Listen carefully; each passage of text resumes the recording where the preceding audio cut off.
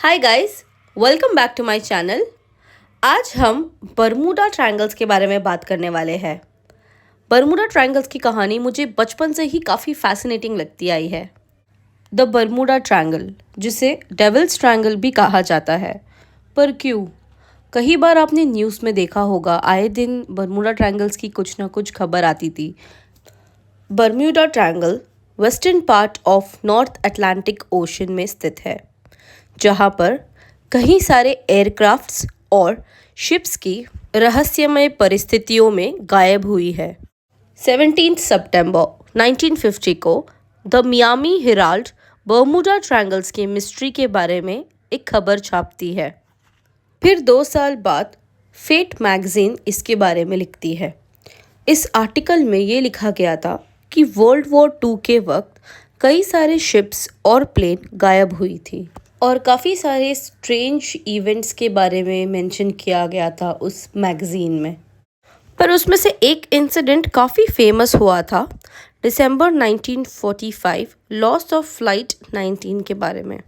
उस मैगज़ीन में ये लिखा गया था कि जो फ़्लाइट लीडर्स है वो ये बोल रहे थे कि हमें कुछ भी दिखाई नहीं दे रहा है, यहाँ सब कुछ गलत है, समुंदर उस तरह नहीं है जिस तरह उसे होना चाहिए था। यहाँ तक कि वर्ल्ड मैप में भी बरम्यूडा ट्रायंगल्स के कोई भी निशानी नहीं है। आज तक कितने शिप्स और एयरप्लेन्स बरम्यूडा ट्रायंगल में डिसअपियर हुए हैं, इसका कोई एग्जैक्ट काउंट नहीं है। फिर भी एस्टिमेट कुछ 50 शिप्स और 20 एयरप्लेन्स होंगी। बरम्यूडा ट्रायंगल की मिस्ट्री 500 साल से भी ज़्यादा पुरानी है। 1980 में यूएसए साइक्लॉप्स वेस्ट इंडीज़ से बाल्टीमोर जा रहे थे।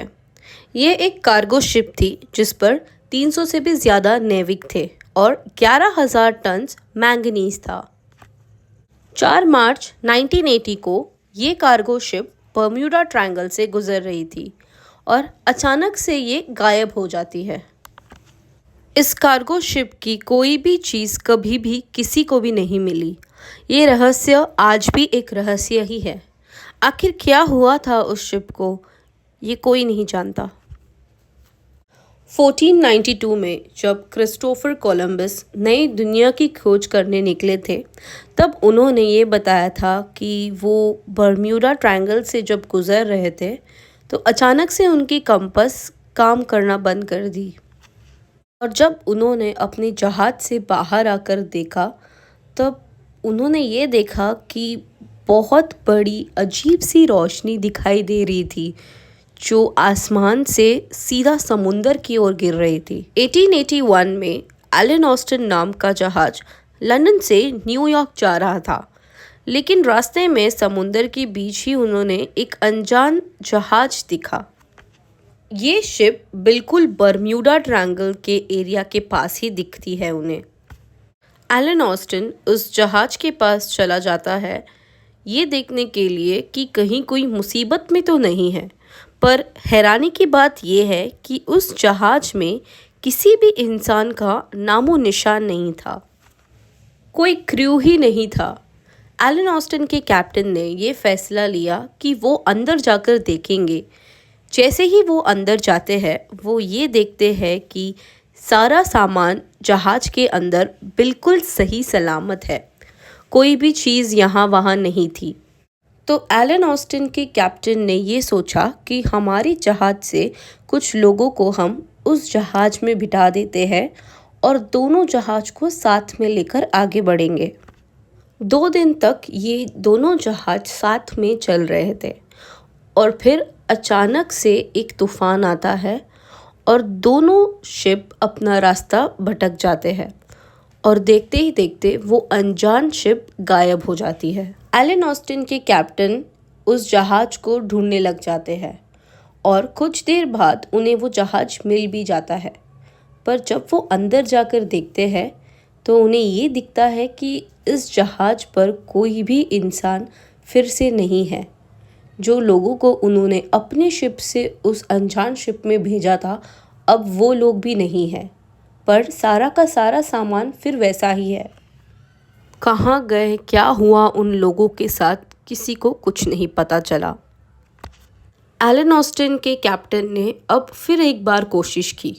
उन्होंने अपने क्रू से कुछ लोगों को उस अनजान जहाज में भेजा। फिर ये शिप 2 दिन तक साथ चल रही थी और फिर एक तूफान आ जाता है और देखते ही देखते वो अनजान शिप फिर गायब हो जाती है। कुछ देर ढूंढने के बाद एलन ऑस्टिन के कैप्टन को वो शिप मिल जाती है और अब जो वो चीज़ देखते हैं, ये देखने के बाद उनका दिल दहल जाता है। अब फिर एक बार उस शिप में कोई भी इंसान का नामो निशान नहीं रहता और सारा का सारा सामान वैसे का वैसा ही होता है। बर्म्यूडा ट्रायंगल्स की सच्चाई आज भी एक मिस्ट्री है। कुछ लोग कहते हैं कि बर्म्यूडा ट्रायंगल्स पर एलियन का वास है और वो एलियन आकर उन लोगों को उठाकर लेकर जाता है। कुछ लोग ये भी कहते हैं कि बर्म्यूडा ट्रायंगल के नीचे एक बहुत बड़ा ऑक्टोपस है, वो ऑक्टोपस इन लोगों को आकर लेकर जाता है। अब सच्चाई क्या है ये किसी को नहीं पता। तो बस आज के मेरे वीडियो में इतना ही। मिलते हैं अगले वीडियो में। और हाँ, मेरे चैनल को लाइक, शेयर और सब्सक्राइब ज़रूर कीजिएगा। Thank you.